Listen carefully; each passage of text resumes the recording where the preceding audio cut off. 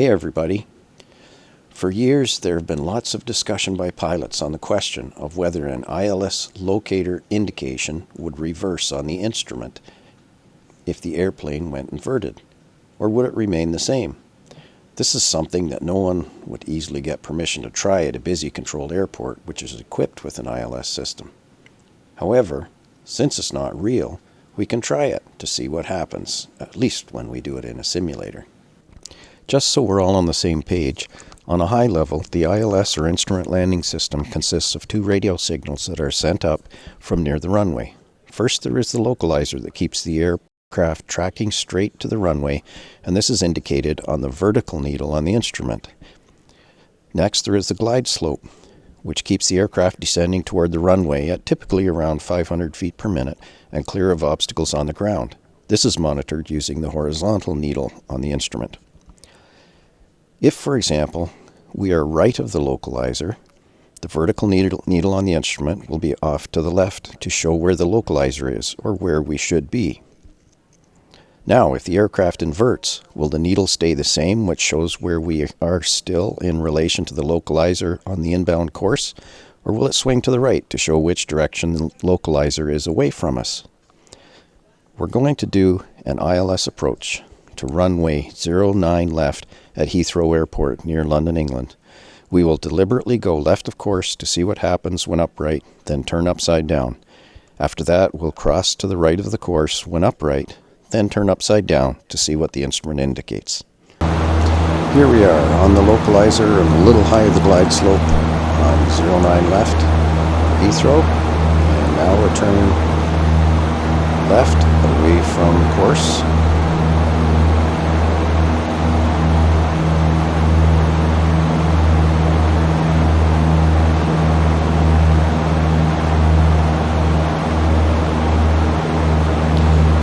See our localizer needle has moved off to the right because we are left of the course.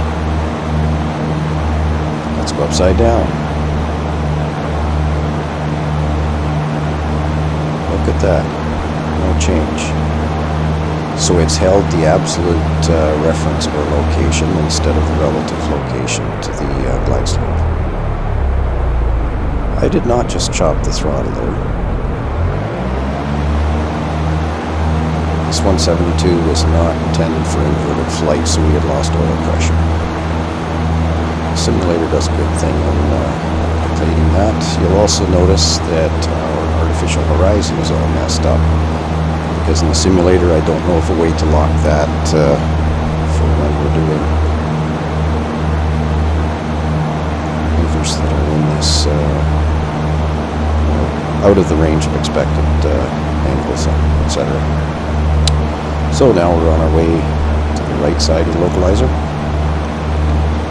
And let's go upside down and see what happens. And again, nothing changed.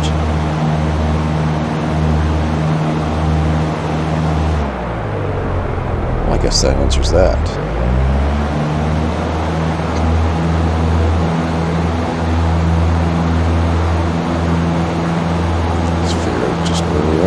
Let's get back towards the localizer.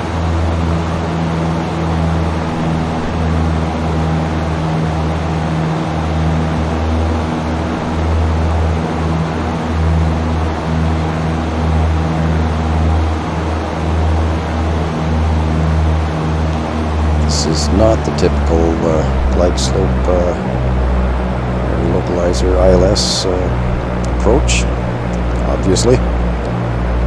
That's why we're doing it in a simulator.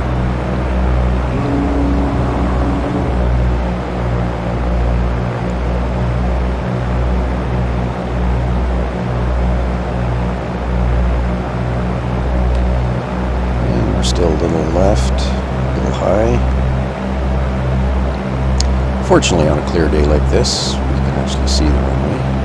So we'll try and get those needles lined up a little better.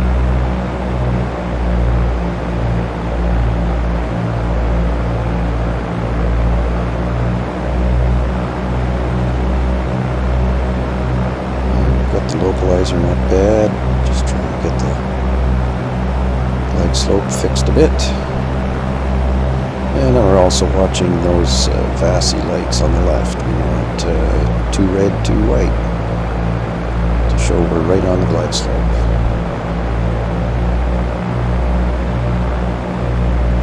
It's looking a little closer. Because we're in a small airplane, as we get close to the threshold of the runway, we'll see that we're actually going under the glide slope just a little bit. That's okay at this point. We're going to land visually.